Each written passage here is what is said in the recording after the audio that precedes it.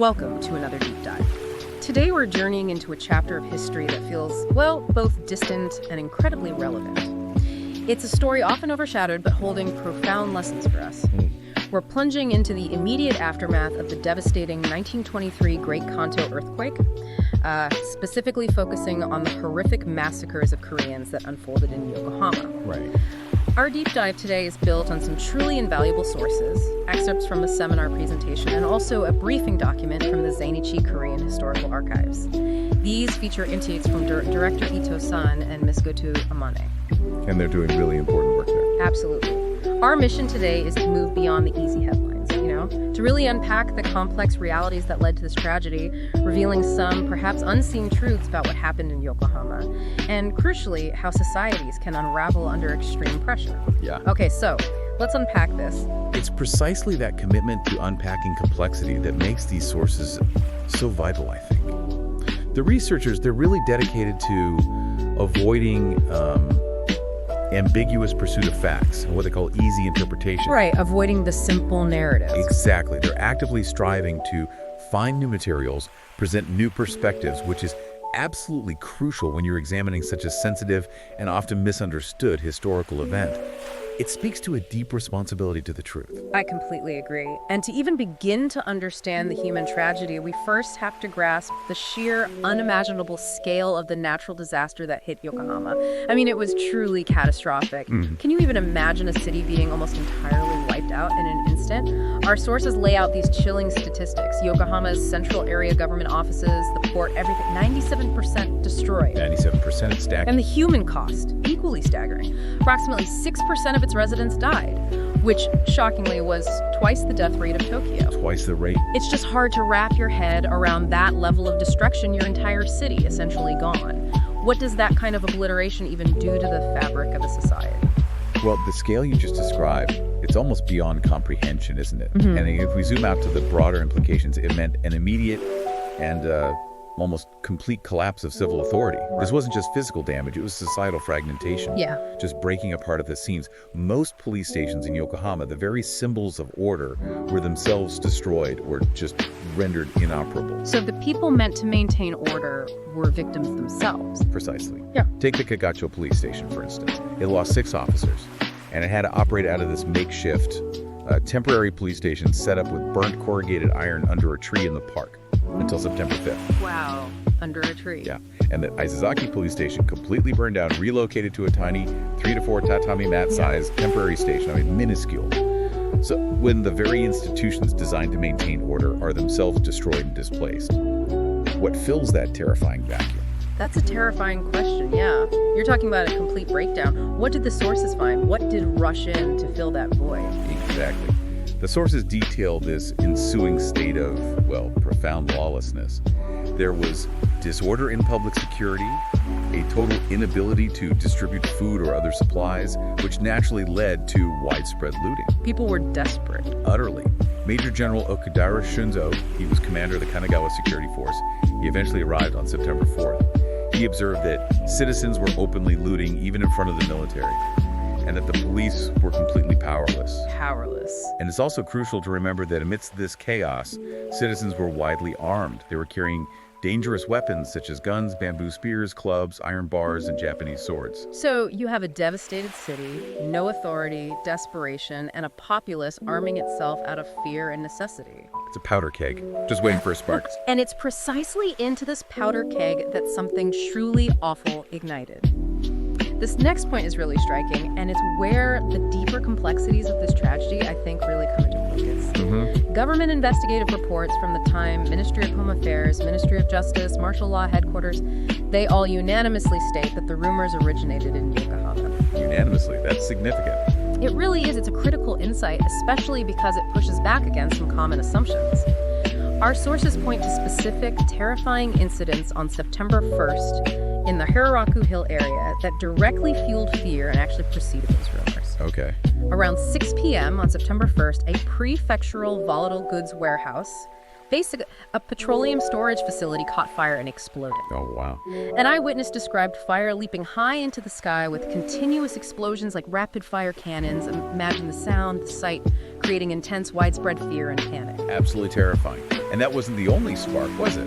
No, almost simultaneously, around 1,000 prisoners from the Yokohama prison in Egishi town were released. The prison itself had burned down. 1,000 prisoners loose. Yeah, and this news, understandably, terrified the evacuees on Hararaku Hill because the prison was so nearby. Of course. So you have explosions, fire, and now prisoners on the loose, all in a city with no police functioning. Exactly. These incidents, these profound shocks to an already devastated populace, created an environment of extreme panic and vulnerability.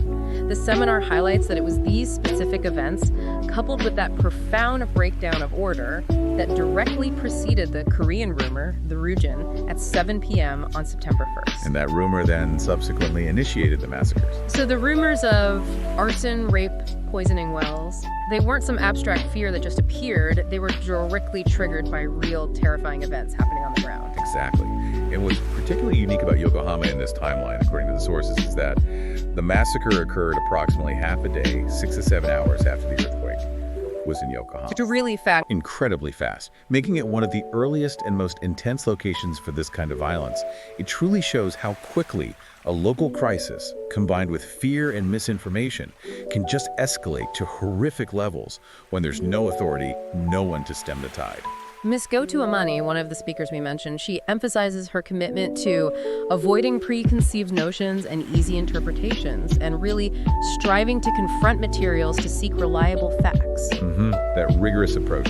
That spirit of critical inquiry is so vital here, isn't it? Because it's so easy to fall into simplistic narratives when looking back at history, especially such a painful one. Definitely. For instance, a common interpretation, one you hear often, is that the massacres were solely orchestrated by the military, the Ministry of Home Affairs, and the upper echelons of the police intentionally spreading rumors. The sort of top-down conspiracy theory. Right.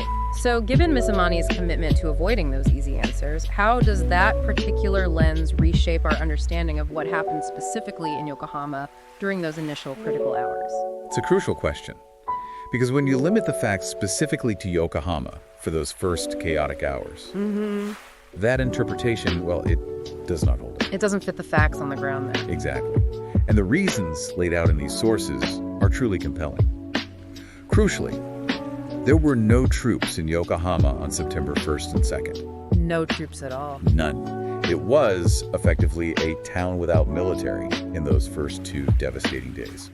Furthermore, because of the severe damage, communication with Tokyo was completely cut off until around the morning of September 3rd. Wow.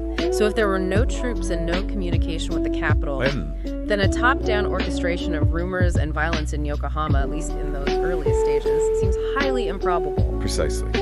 Zooming out for a moment, this particular detail makes it virtually impossible for any instructions to have come from the central government, leading to the spread of rumors or massacres in those crucial initial hours. That really challenges the narrative. It strongly challenges the idea of top-down orchestration for the earliest violence in Yokohama. It compels us to consider how complex these historical events can be. You have different dynamics playing out in different regions at different times. It wasn't a monolith, but more like a series of interconnected yet distinct tragedies.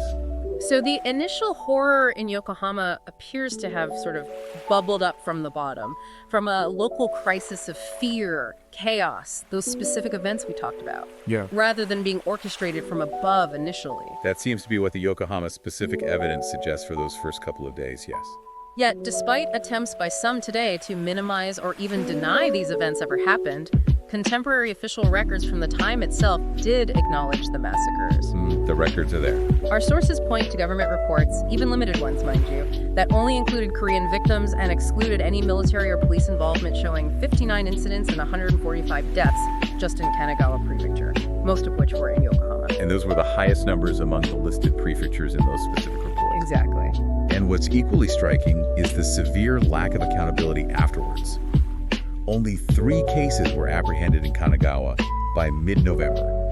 3. 3 cases for 145 documented deaths. That indicates a significant failure of justice. A profound failure. The official Yokohama City disaster history itself notes that the entire city was in a state of chaos, seeing many killings by rioters, suffering great misfortune. The police department's own report at the time also recorded about 150 people killed in Kanagawa Prefecture. So it wasn't hidden at the time? No. The The speaker in the seminar explicitly states that no one, including those in power, denied that there were massacres in Yokohama back then. The facts were known. And yet history is not static, is it? It's constantly being interpreted and, well, at times recontextualized or even politicized. What happens when these historical facts meet modern political sensitivities? That's a crucial observation, and it's where things get complicated today. What's compelling here is how this acknowledgement of history has shifted over time. The issue of the Korean massacres became suddenly politicized back in 2011. How simple. A member of Japan's parliament, a Diet member, publicly questioned textbook descriptions of the event. That really sparked a new wave of debate and, unfortunately, denialism in some quarters. And this isn't just a historical footnote from 2011, right? It continues. No, absolutely.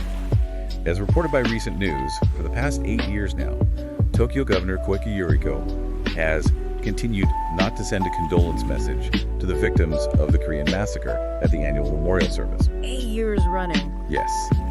This highlights the persistent political challenges in acknowledging and remembering this historical event fully. And, in a climate where historical facts are debated or challenged like this, the commitment to meticulous historical research, the kind advocated by the Zainichi Korean Historical Archives, becomes even more vital. It's essential to ensure that these difficult truths aren't lost or, worse, rewritten. Absolutely. So what does this all mean for us today?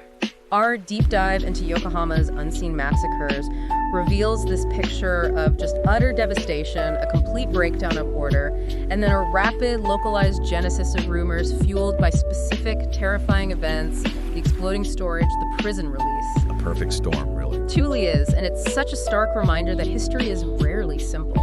Those easy answers, they often hide deeper, more complex truths. Mrs. Goto Aman's call to continually seek truth with new, diverse perspectives, and importantly, to acknowledge what remains unknown, that resonates deeply here. It does. This isn't just about a historical event from a century ago. It's about how we confront complex realities, how we build mutual understanding, even now. It's about recognizing the fragility of order and, frankly, the speed with which fear can morph into something truly destructive.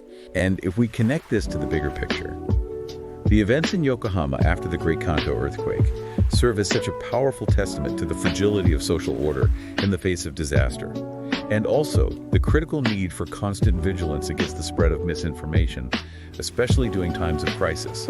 It never really goes away, does it? No. This raises an important question for you, the listener. How do societies learn to prevent such tragedies when the very institutions meant to protect them are overwhelmed and fear takes hold? And, maybe more personally, what responsibility do we all bear in challenging misinformation when we see it, even today? A lot to think about there. Thank you for joining us on this deep dive. Keep digging, keep questioning, and keep learning.